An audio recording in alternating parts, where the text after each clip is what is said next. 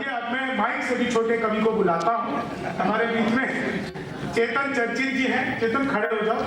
ये खड़े होकर के भी इतने ही बड़े दिखते हैं जितने बैठ के दिखते हैं। अद्भुत ही कवि है। एकमात्र कवि ऐसे हैं हम लोगों के बीच में जो खड़े खड़े ही भैंस का दूध निकाल सकते हैं। इंदौर से आए हैं और इंदौर के लोग जीवंतता के लिए, मौज मस्ती के लिए और विश्व का सबसे खूबसूरत और सबसे ज्यादा स्वच्छ शहर इंदौर भारत का तो है ही। हम विश्व का माने जब अपना ही है तो तारीफ बड़ी तो अपना ही है। तो आइए, बिना किसी ज्यादा समय को बिताते हुए चेतन चर्चित, तब तक जाओ माइक को फ्री करोगे, मुझे कुछ बोलना है। हाँ, चलिए एक बार जोरदार तालियां बजाइए चेतन चर्चित के लिए। बहुत ही अद्भुत कवि। आपको लगेगा कि छोटी उम्र में एक छोटे पैकेट में जो बड़ा धमाका है। जी आओ चेतन, शुरू हो। मैं पहले यही करता था। ठीक से पढ़ो, नहीं तो यही करना पड़ेगा। आप सभी को प्रणाम करता हूँ। आदरणीय महाप्रबंधक जी एलसी तिवारी जी की उपस्थिति है, मेरी उपस्थिति, उन्हें प्रणाम करता हूँ। आप सबके हंसते मुस्कुराते चेहरे मास्क की वजह से बहुत सारे लोगों के देख नहीं पा रहा हूँ। अभी शंभू भैया मास्क के बारे में बता रहे थे कि मास्क लगा हुआ है, चेहरा नहीं दिखता है। ऐसा इनके साथ में हुआ है। दरअसल ये अपनी घटना बताना भूल गए, मैं बता देता हूँ। ये एक्टिवा से जा रहे थे मास्क लगाए हुए, पीछे बाइक पर दो लड़के थे जो इन्हें फॉलो कर रहे हैं। 8 किलोमीटर लगभग फॉलो किया। उसके बाद में जब इन्होंने मास्क उतारा तो घसीट के 16 किलोमीटर पीछे हो गए।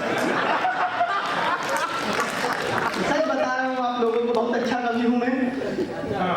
और जैसा कि मुझे यहाँ पर सम्मानित होते समय सर ने बताया कि वो भी इंदौर से हैं। सर, हम इंदौर के बारे में बता रहे थे। इंदौर के लोग क्या है, मैं आपको बता दूं, हम लोग दिल के बहुत साफ होते हैं। और मैं तो दिमाग का भी।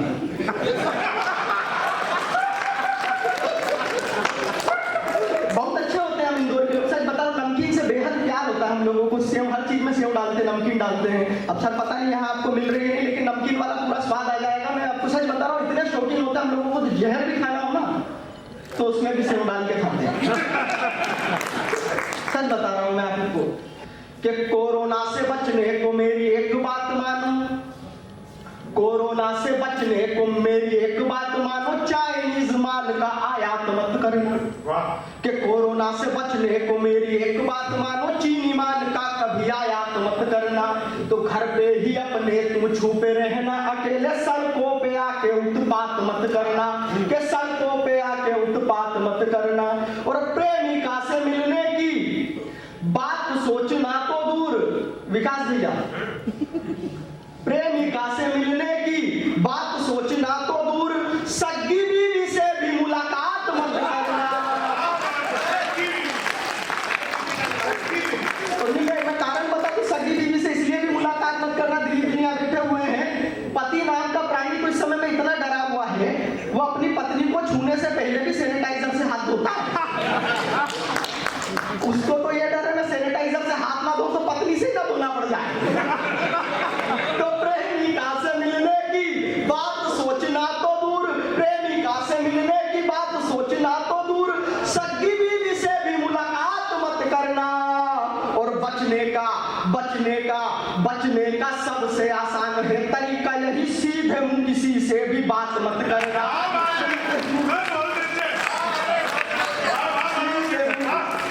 और 4 पंक्ति इसी मस्ती के साथ में सुनना, आपकी तालियां भी मंच तक पहुंचे। मैं मस्ती की 4 पंक्ति आपको सुना रहा हूं। अभी जिस बीच में कोरोना काल चल रहा था, लॉकडाउन लगा हुआ था, पुलिस वाले पूरे फॉर्म में थे, डंडे वंडे सैनिटाइज करके रखे हुए थे। लोगों ने, आप लोगों ने वीडियो देखे होंगे। मैं यहाँ पर आपको शब्दों का एक चित्र बनाता हूँ, मजा लीजिएगा केवल बात का। कि एक विपदा अभी तलक ना टली थी, हम खुद परेशानी बड़ी दूजी लेके आ गए। कि एक विपदा अभी तलक ना टली थी, हम खुद परेशानी बड़ी दूजी लेके आ गए। नेटवर्क का हुआ है बेड़ा गर्क, नर्क जैसा 4G के युग में भी 2G लेके आ गए। कि 4G के युग में भी 2G लेके आ गए। बाहर से आए तब चाल देख कर मेरी पूछा गया, आप क्या चेतूजी लेके आ गए। तो पुलिस के डंडों की मार इतनी पड़ी कि सूजी लेने गए थे, वह सूजी लेके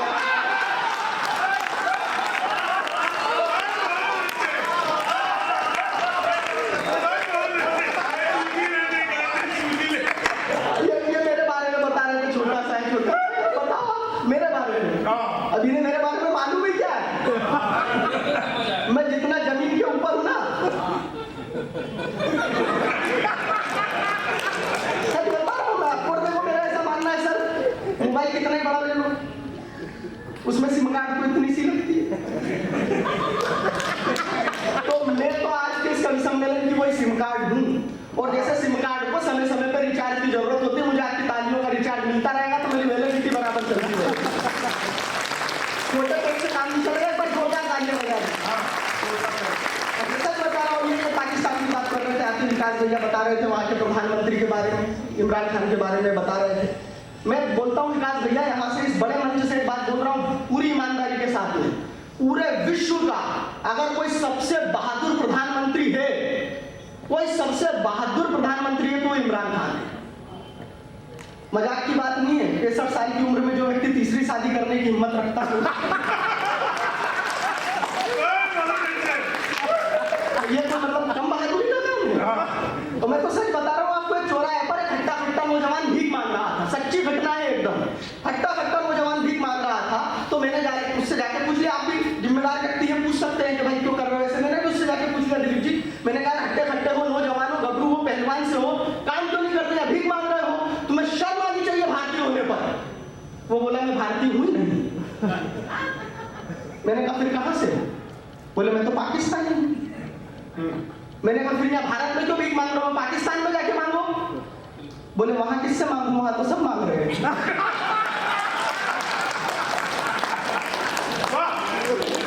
लेकिन अगली बात तो आपका ठहाका और तालियां बिल्कुल दुगनी कर दीजिएगा इस मंच के लिए मेरे लिए। बोले वहां किससे मांगू, वहां तो सब मांग रहे हैं। मैंने कहा तुम्हारे प्रधानमंत्री इमरान खान बड़ी बड़ी बातें करते हैं, मैं ऐसा कर दूंगा, मैं वैसा कर दूंगा, तख्त पलट दूंगा, मैं इमरान खान हूं, ऐसा कर दूंगा, वैसा कर दूंगा, उनसे जाके मांगो। बोले मैं प्रधानमंत्री इमरान खान नहीं हूं।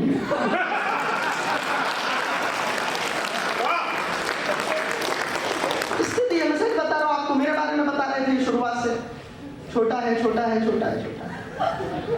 मैं सच बता रहा हूं पूरे देश में एकमात्र कभी इस साइज का, मेरे साइज के तो मोबाइल फोन मिलते दिलीप जी, जिसमें बच्चे वीडियो गेम खेलते हैं। वो मैं दिलीप जी के घर गया था तो उनका बच्चा बाहर निकल कर आया। बोले भैया दूसरों के घर में चलती होगी मम्मियों की, मतलब हमारे घर में हमारे पापा की चलती है, दूसरों के घर में चलती होगी महिलाओं की। मैंने कहा क्या बात कर रहे हो भाई, ये तो इम्पॉसिबल है। बोले नहीं हमारे घर में हमारे पापा की चलती है। मैंने कहा कैसे चलती है? बोले पापा मम्मी को बोलते जाओ एक बाल्टी पानी भर के लेके आओ, मम्मी तुरंत पानी भर के लेके आती है, उसके बाद ही पापा कपड़े धोते हैं।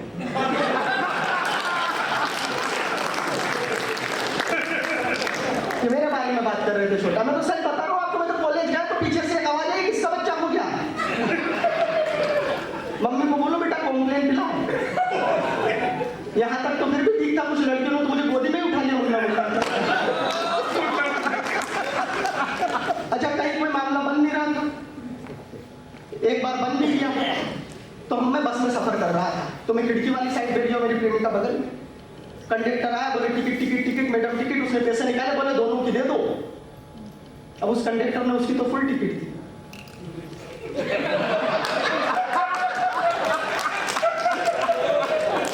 मेरी हाफ टिकट, और ये हाफ टिकट तब तक फुल नहीं होगी जब तक सारे मिलकर एक बार जोरदार ताली नहीं बजेगी।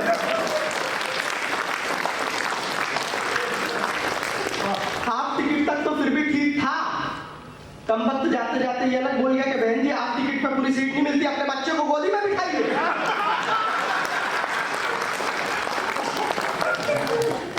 सच बता रहा हूँ आपको, मेरे बारे में कह रहे थे ऐसा ही हो रहा है मेरे साथ। अच्छा कहीं कोई मामला बंद नहीं होता, मेरे घर के सामने से एक समय पर रोज एक लड़की निकलती थी, रोज एक समय पे निकलती थी। अपन इंदौर वाले, अपन ने कहा नहीं डाटा डाले, तो मैंने लव लेटर लिखा, दिल का पूरा हाल लिख डाला, उन कवियों की कविताएं लिख डाली, और ऐसे घड़ी मुड़ी करके घर के बाहर वो अपने समय पे आई, उठाई और चली गई। मैंने कहा अच्छे दिन आ गए। अपने लिए इससे ज्यादा अच्छे दिन क्या होंगे, अभी कोई जवाब देगी, लेकिन उसका कोई जवाब नहीं। तो अगले दिन फिर मैंने वही लव लेटर लिखा, वही दिल का पूरा हाल लिख डाला। इस बार इन कवियों की कविताएं नहीं लिखी, गालिब के शेर लिख डाले। मैंने कहा इनकी कविताओं से अपना काम नहीं चलेगा, इनका खुद का नहीं चल रहा है। वही घड़ी मुड़ी करके घर के बाहर अपने समय पे फिर आई, उठाई और चली गई। मैंने कहा अब कोई जवाब देगी, उसका कोई जवाब नहीं। 3-4 दिन तक ये क्रम चलता रहा, मैं लिखता रहा, फेंकता रहा, वो आती रही, उठाती रही, ले जाती रही, लेकिन उसका कोई जवाब नहीं। तो मैंने पूरी हिम्मत करी, इंदौर वाले की हिम्मत देखना, पूरी हिम्मत करी, और पूरी हिम्मत करके उसके घर गया और उसके पड़ोसी से पूछी, क्योंकि माँ बाप से पूछने की हिम्मत तो मेरे में ही नहीं थी। मेरा फेंका हुआ लव लेटर भी उठाती है, ये लेके भी जाती है, वो जवाब नहीं देती। कारण क्या है? बोले चेतन तू तो बेवकूफ है, बेवकूफ। वो तेरा कोई लव लेटर नहीं उठाती, वो तो कचरे वाली कचरा उठाती।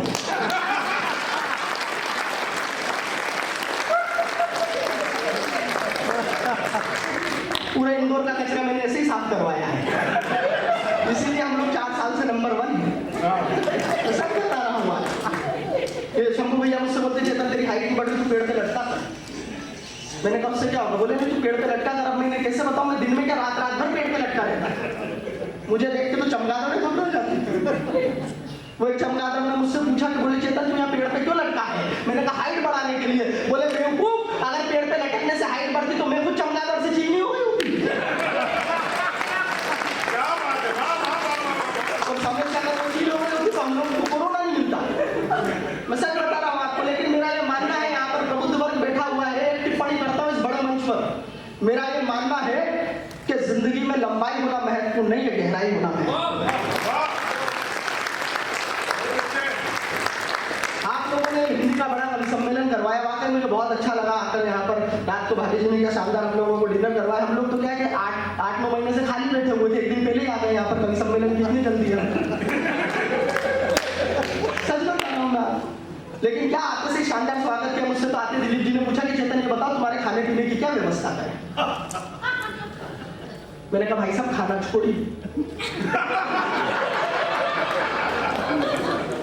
तो उन्होंने मुझे ऊपर से नीचे तक देखा, बोले तुम खुद तो पाऊँ जैसा कह क्या पीने की व्यवस्था करो। तो ये मुझे लगा ये तो कभी वाली बात हो गई। मैंने 2 पंक्ति में जवाब दिया। अगर आपको 2 पंक्ति में जवाब में मजा आ जाए तो आपकी तालियां फिर वही मिलेगी मुझे। मैंने कहा भाई साहब ने बोले कि तुम्हारी क्या पीने की व्यवस्था करूं, तुम खुद तो पौवे जैसे हो। मैंने कहा अपनी बातों को मैं ऐसे सजा लेता हूँ, अपनी बातों को मैं ऐसे सजा लेता हूँ तो पौवा मगर बोतल का मजा देता हूँ।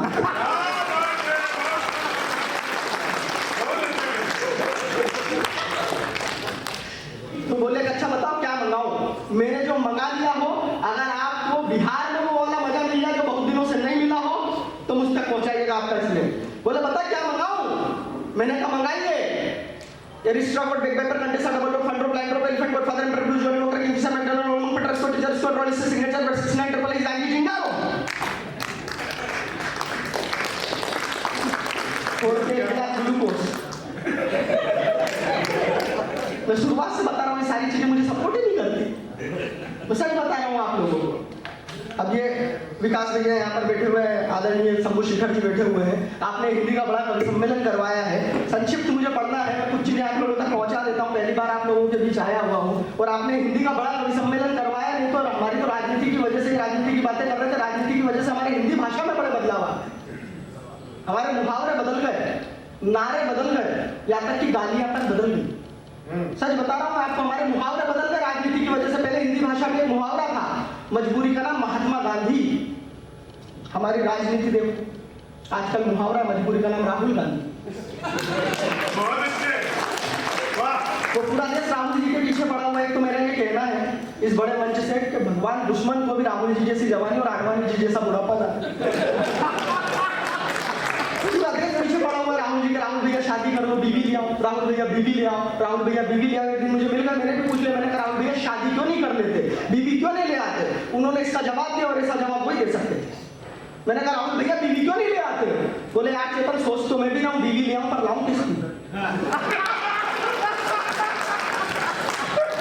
तो बता रहा था आपको, मुहावरे बदल गए, हमारे नारे बदल गए, गालियां बदल गई। पहले एक मुहावरा था, जहां चाह है वहां राह है।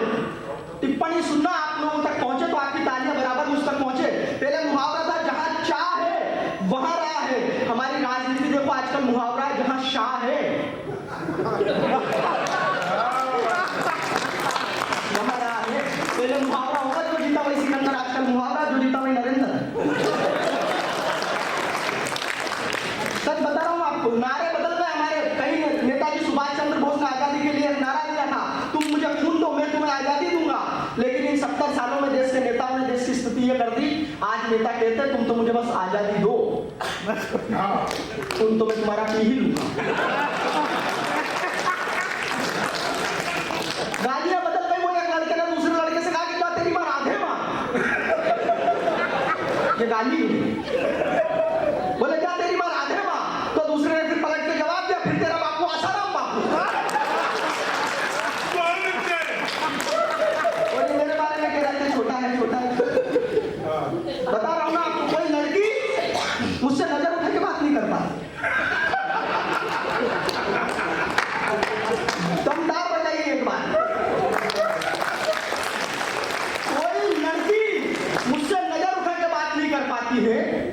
छोटा पड़ जाता हूँ वो लंबी निकल जाती है। मैं छोटा पड़ जाता हूँ वो लंबी निकल जाती है। और अगली पंक्ति आप सुनना मुझे और देखना स्वाति खुशबू जी की तरफ। मैं छोटा पड़ जाता हूँ वो लंबी निकल जाती है, मैं छोटा पड़ जाता हूँ वो लंबी निकल जाती है। और हाय रे मेरी किस्मत मुझे कितना सताती है। कोई अपनी हाइट की मिले तो उम्र बड़ी बताती है,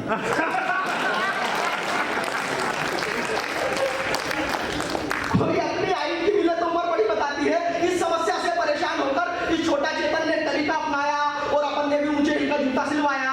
जूते पहनकर ये छोटे मियाँ बड़े मियाँ की तरह सजने लगे और खुद को अमिताभ बच्चन समझने लगे। इतने में ही घर की डोरबेल बजी और मैंने गेट खोला। सामने एक सुंदर कन्या को देख मन ही मन बोला कि क्यों ना आम के आम और गुठलियों के दाम वाला फॉर्मूला अपनाता हूँ और इसी पे अपनी ऊंचाई का जादू चलाता हूँ। तो मुझे देखते ही वो बोल पड़ी कि बेटा अंदर से मम्मी को बुलाइए, कि बेटा अंदर से मम्मी को बुलाइए। मैंने कहा मम्मी को क्या बताना है पहले मुझे बताइए। तो वो बोली कि उन्हें ये समझाना है कि इस रविवार को आप जैसे छोटे बच्चों को पोलियो की दवाई पिलाएं।